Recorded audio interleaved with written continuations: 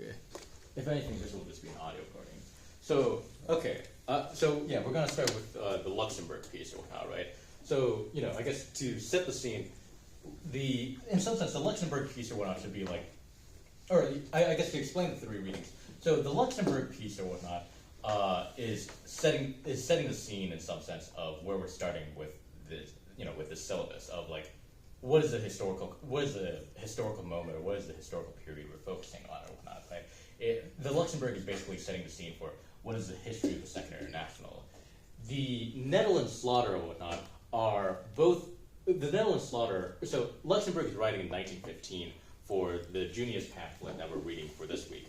The Netherlands slaughter or whatnot are both, so Netherlands slaughter are both writing at the emergence of the New Left, right? So what does that mean or whatnot? They're both writing in a moment where there's a conscious grasping, or there's a conscious grasping for the memory of Marxism, or for the history of the Second International. So Nettle is a liberal political scientist or whatnot, who in some sense is looking in, right? He's looking into the Marxist movement, or looking into the history of Marxism or whatnot, and then making certain judgments about this history of Marxism. Whereas Slaughter is a Trotskyist or whatnot, who's within a Marxism, who is within a Marxist movement, and he's trying to recover the history of Marxism or whatnot for his present moment. So that's kind of a context for these three readings. So to start with the Luxemburg or whatnot, about the history of the Second International, I guess let's start by setting the scene. So the International, so the First International, or the International Working Men's Association, was a coalition of groups in the workers' movement that sought to be a central multinational party across Europe. It lasted from around 1884 to 1881, and it was very ideologically diverse. But it's split because of it's split and disintegrated because of disagreements between Marxist socialists on the one hand and Bakunin anarchists on the other hand or whatnot, right? And this disagreement and split occurred after the defeat of the Paris Commune in 1871. Basically, the historical experience of the workers' movement at this time was as Luxemburg puts it, spontaneous revolutions, risings, and barricades. After which, the working class and the proletariat fell, each time into passivity. So that's the context of the First International. The Second International, following the collapse of the First International, was much more ideologically rigid. Was much more ideologically rigid and recognized itself as a socialist international. It was founded in Paris in 1889, so less than a decade after the First International, right? So it was founded in Paris in 1889, where the Social Democratic Party of Germany, right, quickly became the vanguard of the International. So for a context or whatnot, so with the Second International, it was just like the First International, where it was a multinational, there were multiple parties or whatnot across Europe or whatnot, but they all came together for literally as an international party or whatnot, right? This is what it means for there to be an international. So in platypus, when we say the left is dead or whatnot, and when people try to refute that claim by being oh, what do you mean the left is dead? There's this or that movement here or there. There was an international party. I really want this to sink into people. You can't talk about the left being alive today when historically there was an international party or whatnot, right? The First International mostly concerned Europe. The Second International, the U.S. was a part of it. I believe China was a part of it. It was international, right? This is something that we can't even comprehend today or whatnot, right? An multinational, an international party or whatnot, right? So Second International or whatnot, right? This is basically where you see the growth of Marxism, or the popularity of Marxism or whatnot, right? Much more ideologically rigid or not. The Social Democratic Party of Germany, which is just one party or whatnot that's a part of the International or whatnot.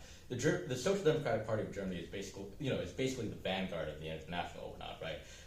Basically, how the self-understanding of the German Social Democrats, or the SPD or whatnot, that's social democracy in German, SPD, SPD, yeah.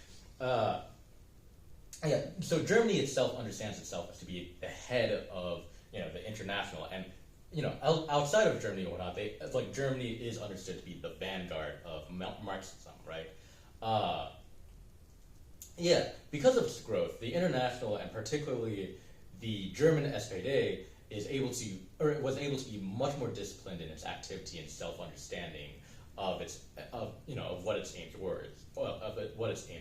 So unlike the first international, which was all about like spontaneous revolutions, risings, and barricades, and whatnot, the second international is defined by like a systematic daily struggle. A systematic daily struggle. Activity in parliaments or whatnot, right? Mass organizations, economic struggles, so like trade union struggles or whatnot, and also political struggles or whatnot, right? Socialist ideal, or as Luxemburg puts it, socialist ideals with a stubborn defense of the immediate daily interests, right? So for the first, and as Luxemburg puts it, for the first time, the pole star of strict scientific teachings lit the way for the proletariat and its emancipation. So following Marx's theory that the workers reconstituted capitalism, so here was basically the ideology or the theory of the Second International, right? Was basically so for Marx or whatnot, the whole idea was, the workers reconstituted capitalism, right? Capitalism self-perpetuates itself through the activity of the workers, right?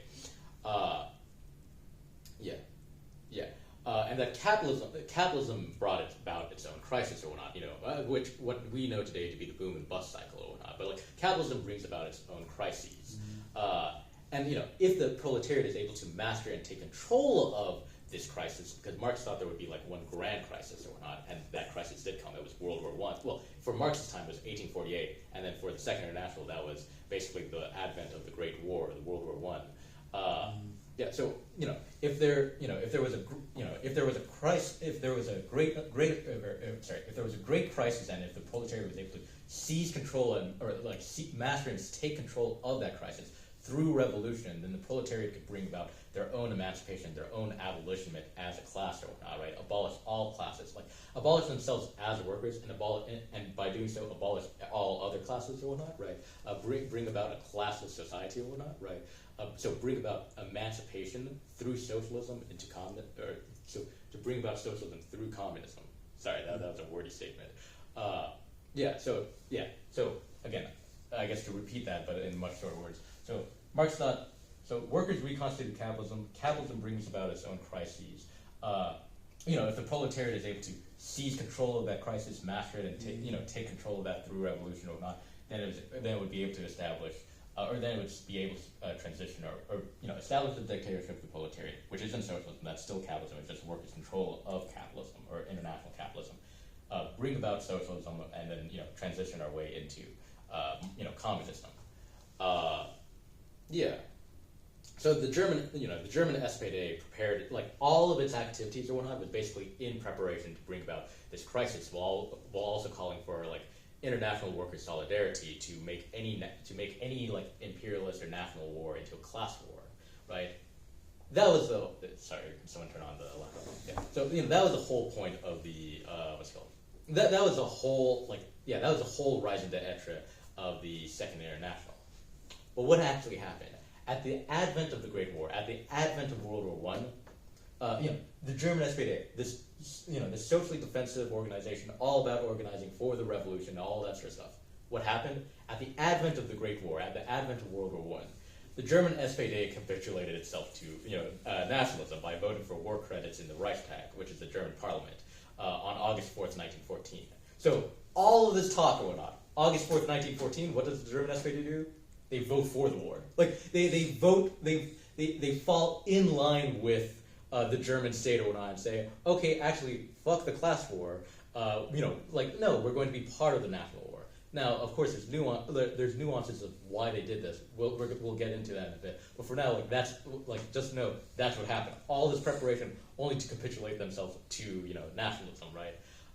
In fact, with the exception of the Russian Social Democratic Labor Party, the RSDLP, and the Party of Serbia. So the entire international, or every party in the international supported an imperialist war. So think about that. The Second International, you have all of these socialist parties all across, promoting, to make any sort of, like, they all prepared themselves for World War One. They knew that World War One would come or not, right?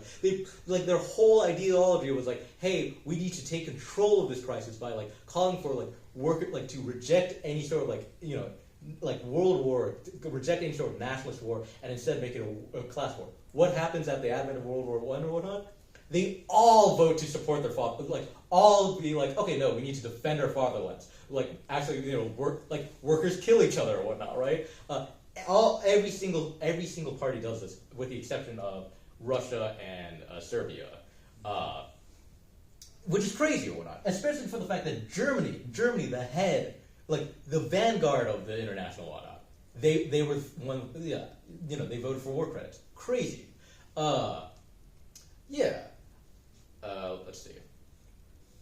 Yeah, sorry, let me think about this, or where I want to go from here. So, yeah, so I guess Engels, I'll just bring up an Engels quote. So Engels once said that, bourgeois society stands at a crossroads, either transition into socialism or regression into barbarism. The World War was seen as just that, either an opportunity for the proletariat to seize power and transition into socialism, or for the ruin of civilization and the regression into barbarism. If we're to take Engels' assessment very seriously, then we have to, admit to ourselves we've been living in 100 plus years of barbarism or whatnot. So that's Luxemburg. Let me pause it there. And it's